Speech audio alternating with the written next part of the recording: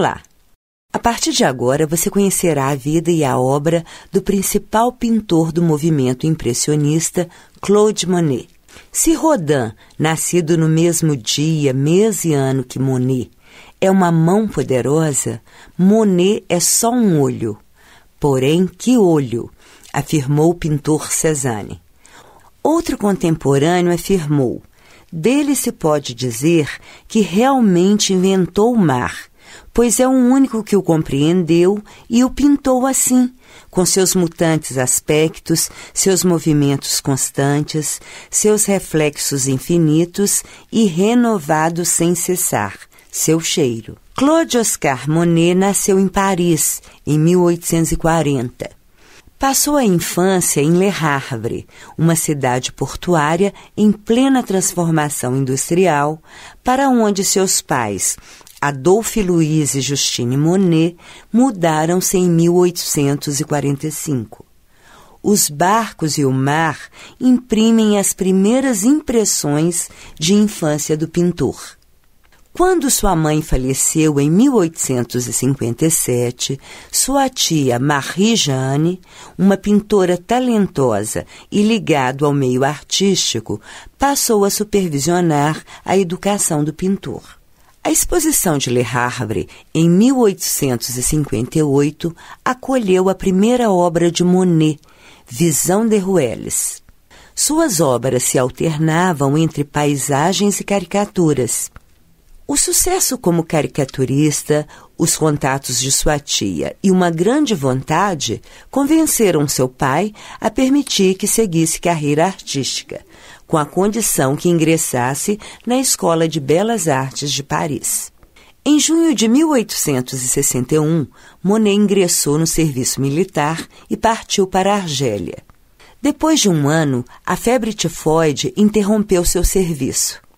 As impressões de luz e cor que obtive lá demoraria para assimilá-las, mas o germe de minha futura busca já existia, disse o pintor em uma entrevista. Voltou a Paris em 1862, se dirigindo ao Atelier Glaire, encontrando-se ali com o que seria o futuro grupo do impressionismo, Renoir, Basile e Sisley. Juntos saíam para pintar nos arredores de Paris, passando mais tempo ao ar livre do que no ateliê.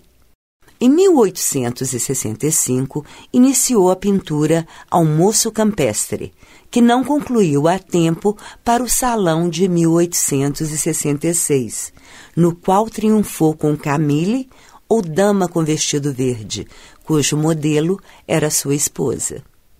Depois de ter suas pinturas recusadas em vários salões de Paris, muitas vezes pela intransigência dos jurados em aceitar novas técnicas, parte para Londres, onde expõe suas obras em uma galeria. Em 1871, retorna à França.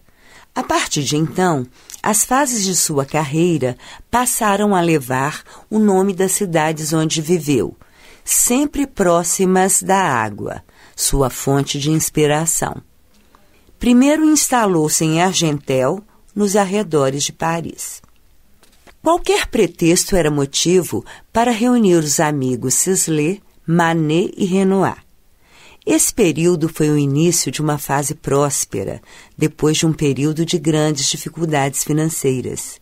Camille costumava servir de modelo para os pintores. Em 1874, junto com Renoir, Pissarro e Sisley, Monet participou ativamente da criação de uma sociedade coletiva que agruparia uma nova escola. Cansado das regras dos salões, o grupo organizava sua própria manifestação artística.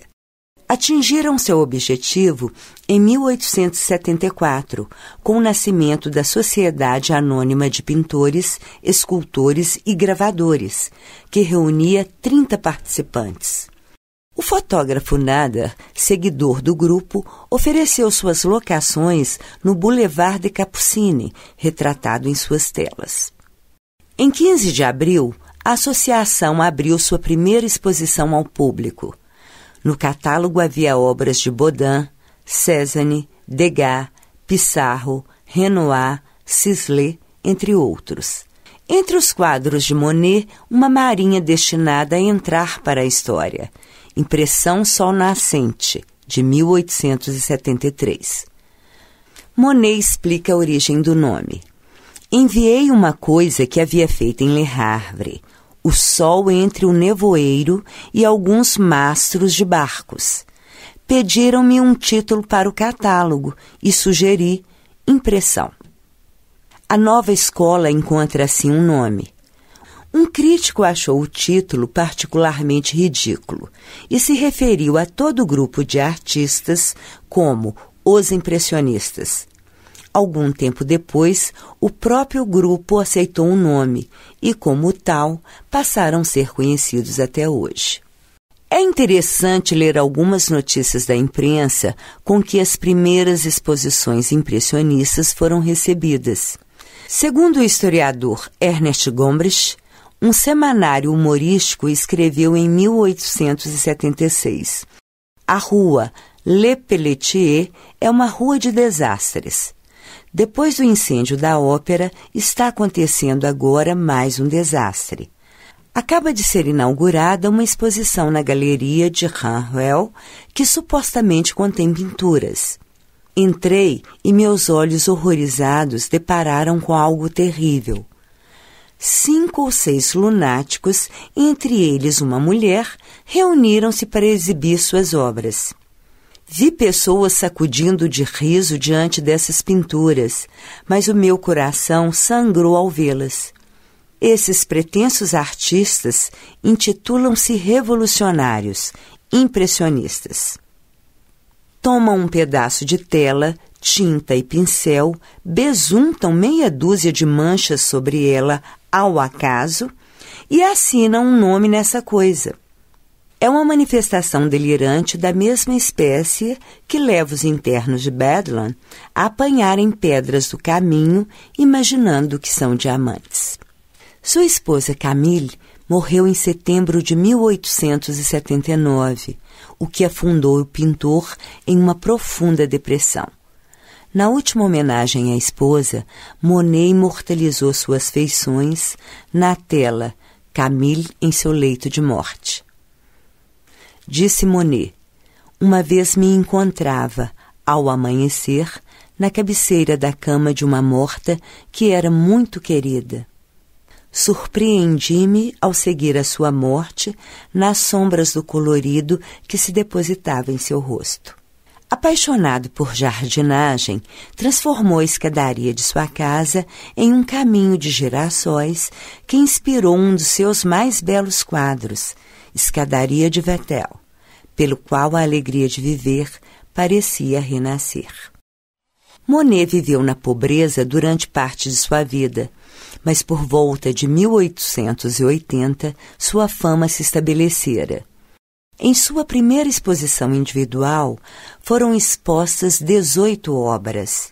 O prefácio do catálogo foi escrito por Duret, que em sua primeira história dos pintores impressionistas, de 1878, colocou-o como o líder do movimento.